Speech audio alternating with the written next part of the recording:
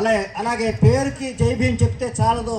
మనమంతా జై భీమ్ జై భీమ్ అని అరుస్తున్నాం, కానీ జై భీమ్ అర్థం తెలియటం లేదు. జై భీమ్ అంటే చాలదు. అంబేద్కర్ గారు తీసుకొచ్చినటువంటి రాజకీయ సామాజిక చైతన్యాన్ని మరి ముందుకు తీసుకువెళ్ళేటటువంటి శక్తిగా మారాలి. ఊరికే జై భీమ్ అని నోటితో మాటతో అంటే కాదు, జై భీమ్ అనేది ఆచరణలో ఉండాలి. మనమంతా కూడా మన పనుల్లో చూపించాలి, మనమంతా సంఘటితం అవ్వాలి అని చెప్పారు. మరి అంబేద్కర్ గారు మొట్టమొదటిగా ముంబై నుంచి మొదటగా చైతన్య యాత్ర ప్రారంభించారు అని చెప్పారు. మరి ఆయన మహత్ చెరువులో మరి మన చెరువులో నీళ్లు తీసుకెళ్ళి ఇచ్చేవాళ్ళు కాదు. అప్పుడు మనం నీళ్ళు తీసుకెళ్తే అంటరాని వేయాలి అయిపోతాయి అని మనకి ఎక్కడ చెరువులో నీళ్ళు తీసుకెళ్ళనివ్వలేదు. కాబట్టి నీళ్లు తాగే హక్కు కూడా లేనటువంటి జాతికి ఆయన మహత్ చెరువులో అందరిని ధిక్కరించి తీసుకెళ్లి చెరువులో నీళ్లు తాగిచ్చాడు. ఆయన అనేక వేలాది మందిని తీసుకెళ్ళి. కాబట్టి అప్పటి నుంచి మొదలైంది మన యొక్క ఉద్యమం, అంబేద్కర్ గారి ఉద్యమం.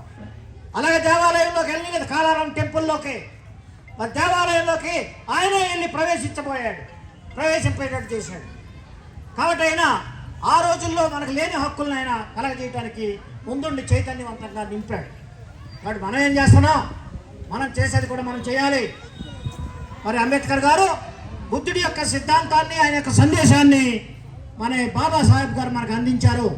బుద్ధుడు ఏదైతే చెప్తున్నారో సమానత్వం, స్వేచ్ఛ, మరి సౌభ్రాతృత్వం, జ్ఞానం, ధర్మం అనేటటువంటి చాలా ఇంపార్టెంట్. బుద్ధిజంలో ఏముంటుంది? జ్ఞానం ఉండాలి. జ్ఞానం అంటే ఏంటి అర్థం? విద్య నేర్చుకోమంటున్నాడు అంబేద్కర్ గారు అని చెప్తున్నారు ఆయన. అందరూ కూడా అమ్మ మీరందరూ ఆడవాళ్ళందరికీ చెప్తున్నారు, పిల్లలకి విద్య బాగా నేర్పించండి. మీరు పస్తులన్నా ఉండండి, కానీ పిల్లలకి మాత్రం విద్య ఆపొద్దు. విద్య బాగా చదువుకుంటే వాళ్ళ జ్ఞానం ఎక్కువ వస్తుంది. జ్ఞానం ఎక్కువ వస్తే తెలివితేటలు ఉంటాయి. తెలివితేటలు ఎక్కువ ఉంటే ఎలా బ్రతకాలి, ఎలా న్యాయంగా ఉండాలి, ఎలా మరి రాబోయే తరాలని మనం గౌరవించుకోవాలి, ముందుగా తీసుకెళ్లాలనేటువంటి ఉంటాయి.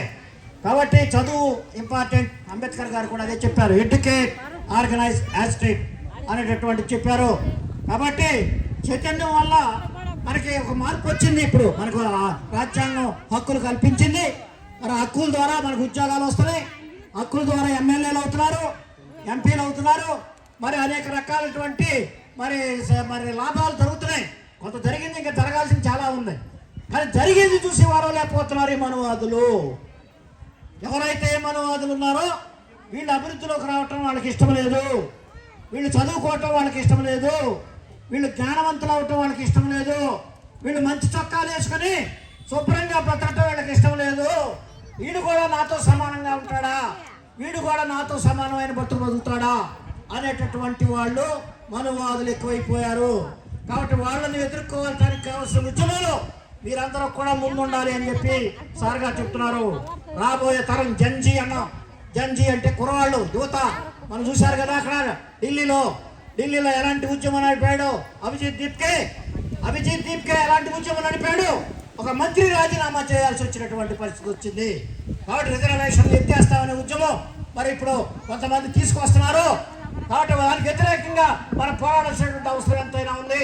దళితులందరూ ఐక్యంగా ఉండాలి, మాజీలందరూ కలిసి ఉండాలి. కాబట్టి ఐక్య పోరాటం, సంఘటితమైన పోరాటం చేయాలి అని చెప్పి అంబేద్కర్ గారు చెప్తున్నారు.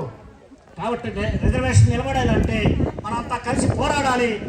ఆ పోరాటానికి ఒక రాజకీయ పార్టీ అవసరం. ఆ రాజకీయ పార్టీ మరి అంబేద్కర్ గారు పెట్టిన రాజకీయ party Republican party of India. ఆ రిపబ్లికన్ పార్టీ ఆఫ్ ఇండియాకి ఇప్పుడు ఆయన జాతీయ అధ్యక్షుడిగా ఉన్నారు, నేను రాష్ట్ర పార్టీ అధ్యక్షుడిగా ఉన్నాను. కాబట్టి మీరందరూ కూడా ఈ పార్టీలో సభ్యులుగా చేరాలని చెప్పి ఆయన విజ్ఞప్తి చేస్తున్నారు. కాబట్టి ఈ పార్టీ ఎవరికి వ్యతిరేకం కాదు. ఇది మన హక్కుల కోసం, మన యొక్క అభివృద్ధి కోసం, మన ప్రగతి కోసం, మన భవిష్యత్తు కోసం, మన రాబోయే తరాల యొక్క మరి వాళ్ళ యొక్క ప్రగతి కోసం చేసినటువంటి పార్టీ తప్ప వేరే పార్టీలకు వ్యతిరేకం కాదు అని చెప్పి సందర్భంగా తెలియజేస్తూ మరి ఇప్పుడు పార్టీలో చేరబోయే వాళ్ళు వచ్చి ఇక్కడ కండువాలు కప్పుకోవాల్సిందిగా కోరుతున్నాం. ఇప్పుడు చెప్తారు. ఇప్పుడు గోవిందప్ప గారు మన